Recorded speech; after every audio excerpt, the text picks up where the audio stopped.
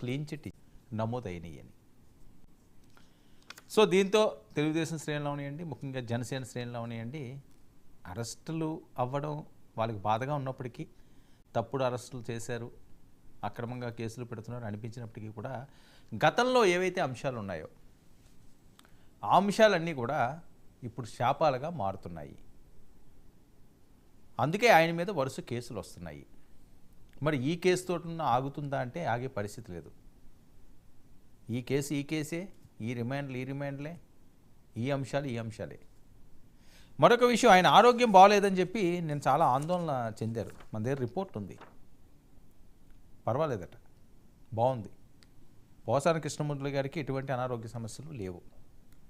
వైద్యులు clean chit ఇచ్చారు. నిన్న అది చూసి చాలామందికి అయ్యో ఎందుకు ఆ వయసులో, ఎంతైనా సరే మంచి నటులు, రచయిత, చాలా మంది వద్ద చాలాసార్లు లక్షలాది మంది ఆయన అభిమానించే వాళ్ళు ఉన్నారు. ఎందుకు అంత అర్ధరాత్రి పూట అరెస్ట్ చేయడం, ఇబ్బంది పెట్టడం, ఏముంది ఉదయం అరెస్ట్ చేస్తే ఏమైందిలే అని చెప్పి చాలామంది అనుకున్నారు. కానీ ఆరోగ్య సమస్యలు ఉన్నాయేమో అని, ఇప్పుడు ఎటువంటి ఆరోగ్యానికి సంబంధించిన అంశాలన్నీ కూడా నెగిటివ్గా లేవు, అంత పాజిటివ్గానే ఉన్నాయట. సో ఇంకా పర్వాలేదు, ఏ ఇబ్బంది లేదు. మరొక అంశం, మరి వరుస కేసులు ఏంటి? పోసానితోటే సరిపోతుందా ఇది?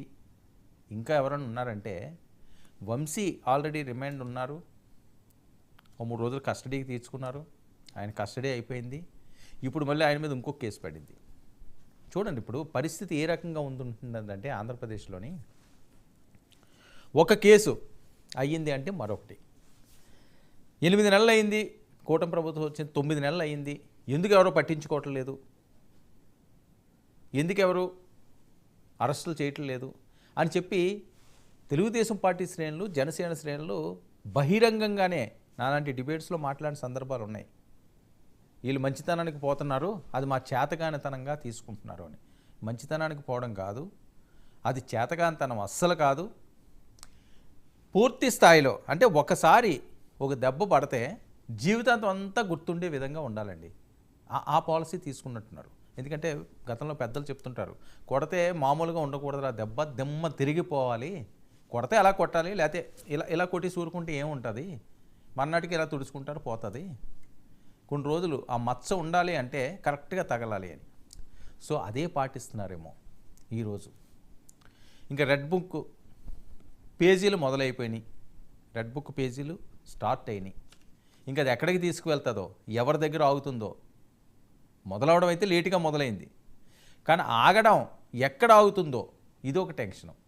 ఎందుకంటే మనం రిజల్ట్స్ ఎదురు చూస్తున్నామండి అనుకుందాం. ఫర్ ఎగ్జాంపుల్ చాలా ఇంపార్టెంట్, చాలా ముఖ్యమైన పరీక్షలు మనం రాసాం, అవి వచ్చిందాక టెన్షనే, ఏమవుతుంది, మనకు ఆ పర్సంటేజ్ వస్తుందా, లేకపోతే ఒక ఇంటర్వ్యూకి అటెండ్ అయ్యాం, ఇంటర్వ్యూ కాల్ వచ్చినంత వరకు అప్పటి వరకు మనం ఎంత హుషారుగా ఉన్నా, ఎంత హ్యాపీగా ఉన్నా, అది మా లైఫ్ అనుకుంటే, అదే మన ఫ్యూచర్ అనుకుంటే మామూలు టెన్షన్ ఉండదు, భరించలేని టెన్షన్ ఉంటుంది ఆ కాల్ వచ్చిందాక. సరే వచ్చే కది ఇంటర్వ్యూ పాస్ అయ్యేమో ఫెయిల్ అయ్యేమో తర్వాత విషయం. ఫెయిల్ అయిందనుకోండి, అయ్యో ఫెయిల్ అయ్యేమో, ఏంట్రా అవుతుంది అనుకున్నాం కదా అని ఏదో బాధపడతాం. 1-2 రోజుల్లోనే మన ఫ్యామిలీ మెంబర్స్ ఎవరో చెప్తారా, పోతే పోనీలేరా, దేశంలో ఇది ఒకటే ఉన్నదా, ఇది కాబట్టి ఇంకోటి ఉంటుందిలే, పర్వాలేదులే అమ్మా అని ఏదో చెప్తారు. సో అక్కడితో సరిపోద్ది.